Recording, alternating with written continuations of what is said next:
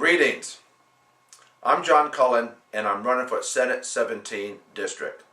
The Senate 17 District is now comprised of Lincoln, North Smithfield, and North Providence. My motto, since I've been in public service, has been the taxpayers first.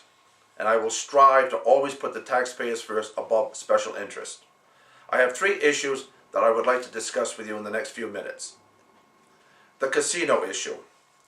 The casino now is on the ballot again in November for a statewide casino at Twin River and also in Newport Grand. This issue, particularly in Lincoln, has been on the ballot a number of times, and Lincoln has always voted no. The state of Rhode Island has always voted no.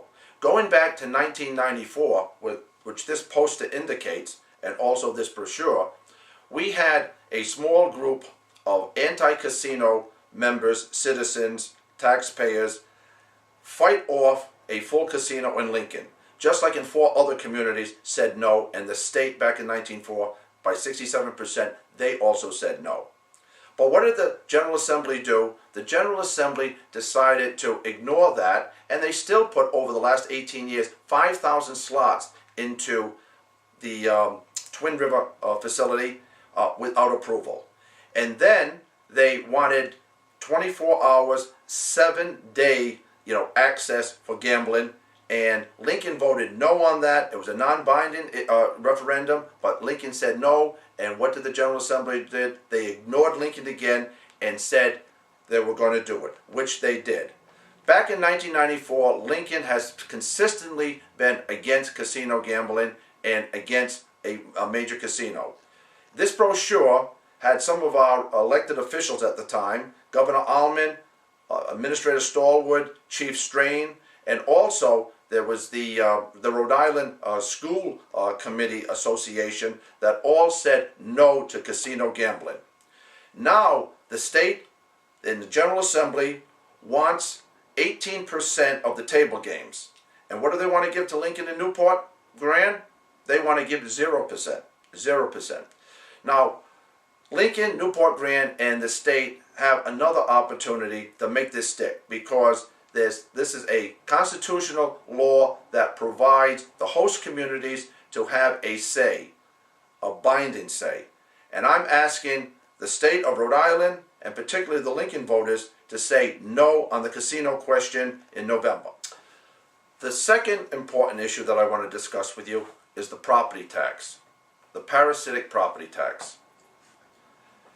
Rhode Island has the highest per capita property tax in the nation. We also have the worst business climate in the nation, as polled by CNBC recently. Rhode Island has lost 9,000 workers since August of 2010. This is due to a large part of the property tax.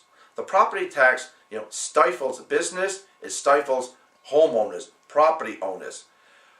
We must rid ourselves of this cancer, this slavery to the property tax. And one way we can do this is to abolish it, to eliminate it. What would we replace it with? Well, we could replace it with an ability to pay tax, which is the income tax. The federal government taxes on income, the state taxes on income, not on property. Just think what a horror show it would be if the state taxed you on property, if the federal government taxed you on property. You're already a slave to property tax now on the localities, cities, and towns. There are other states looking into abolishing property tax, namely North Dakota, Pennsylvania, Texas. People have had it. You can't tinker with the property tax. You can't adjust the property tax. We have systems where there are 2 tiers, 3 tiers, 4-tier property tax. They're feasting on us, the local governments and the city governments. We have to abolish the property tax, and the best way of doing it is to go to a local income tax. The next issue I want to discuss with you is voter initiative. Now, voter initiative is an important tool that 24 states have presently. And what it does is it allows citizens to propose laws, repeal laws, and amend the state constitution when our lawmakers fail to do so. Now, we know that our lawmakers in Rhode Island have failed us many times. The shilling deal is the latest one, where we've been taken to the cleaners, as you can say. But if our legislators won't put a question on the ballot that you want, then it doesn't get there. With voter initiative, you would have the power to do that.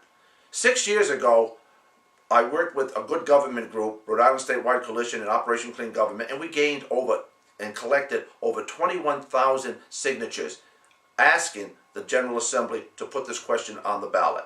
And what did they do? They ignored it. They ignored you, the taxpayers, the citizens, to have this tool that when your government fails you, you can put the question on. And as I said, 24 states have it. Let us become the 25th state. Now, I ask you respectfully to review my website. There are many very important issues on the website, and my phone number's there. If you have any questions that you want to share with me, your ideas, just call me. My phone number's there. I want to thank you very much for listening to me. I want to encourage you and your friends and your family to vote in the primary on September 11th.